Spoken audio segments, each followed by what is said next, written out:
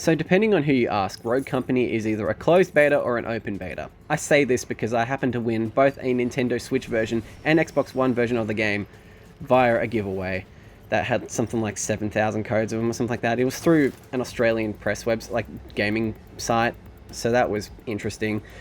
Given that many were made available, it makes me wonder how closed this beta really is.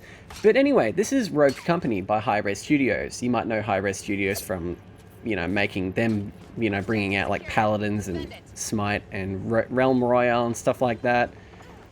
This is kind of a departure from what they normally do when I think about it, really, because those three games all have a cartoony art style in common. I mean, all but one of them is a shooter, and you obviously know which one that is.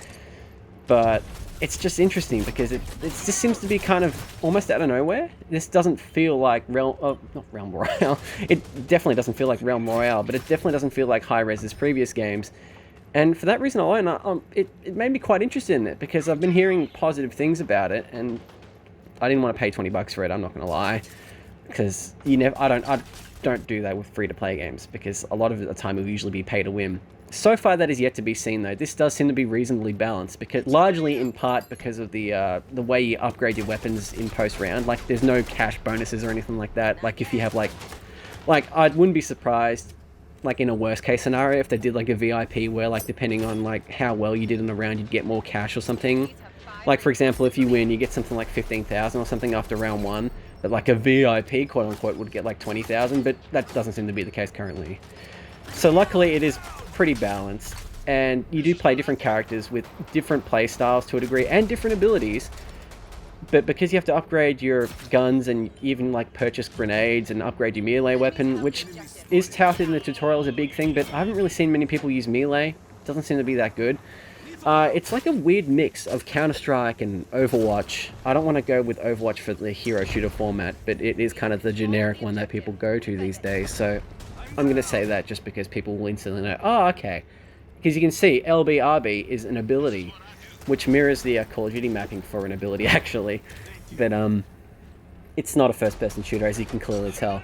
I got to admit, though, I really like how smoothly this game runs. It's a pretty stable 60 FPS on the Xbox One S. So, that's all fine and dandy. I also got the Switch version, as mentioned before, and I didn't try that because my Switch doesn't have that much space left. But as you can see, this is a closed beta, obviously, and there's still more work to do. But so far, it's actually quite fun to play. I can see this mode anyway, being a casual fun mode. I mean, it literally is listed as such, and I believe it's called Strikeout. But then there's the more competitive mode, which doesn't allow respawns, which reminds me a lot more of Rainbow Six Siege. And, like, again, the several things it seems to mix makes it quite interesting. I don't quite know if... It does feel like this game's been done before, but at the same time it doesn't. I don't know, it feels weird, but I think a lot of that is because of the unique abilities and, the different unique characters you can play as with different ability sets and different weapons even. So, I don't know. I like it though, it's fun, and if it wasn't for, like, people streaming it and stuff like that to a degree, and people hyping it up on Twitter and stuff like that, I wouldn't have really paid that much attention to it, but I'm glad I did, because it's fun. I can imagine that this would be pretty good with friends, actually. That being said, the free-to-play elements will probably get worse with this game over time, as is tradition with free-to-play games. So I'm a little bit worried about it, but for now, so far, so good.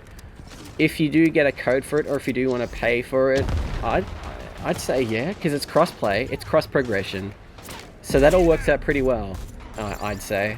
And that's a good thing when games are getting cross-progression and stuff like that, because it's getting with the times, really. Every multiplayer game should have that to a degree. Looking at you, isn't Destiny doing that? I can't remember, but I think they are doing that, but I can't remember how long ago that was announced, if it was announced. I might be having a deja vu moment or mixing it up with something else. But I can't remember, actually, if I look at my Xbox right now, I'll have a look at how much space it took up on my Xbox One. Because I know the Switch version was 6. Oh, this is 9.5 gig. So yeah, it's pretty small. And visually, it doesn't look too bad either. There is a dynamic res going on. It's not too bad. And I'm not sure what customization options there are. I don't know if there's custom things for characters yet, like custom skins. Custom weapon skins. I think there's custom weapon skins.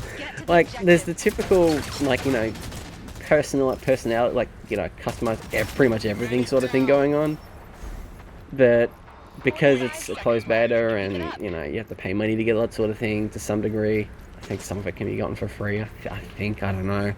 I just haven't paid that much attention. I've just been, if I'm going to be straight up honest, I've just been more or less paying attention to the gameplay of this game, because this is just satisfying to play. There's the upgrade menu. It also includes perks, and some of them are quite great, especially if you, for example, like it's a 2v2 or something. This match ended up going 2v2 anyway, but if you went to into a 2v2 and you had more than 10 grand, there's a perk that allows you to reload while sprinting, and that is very much a game changer because it allows you to run away from engagements without having to stop and reload.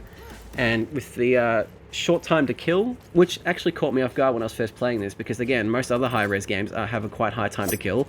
So that, yeah, again, caught me by surprise. It really adds a bit of tension to the matches. And again, with no respawns in more competitive mode, I'm repeating myself again, but I can really see this being very interesting.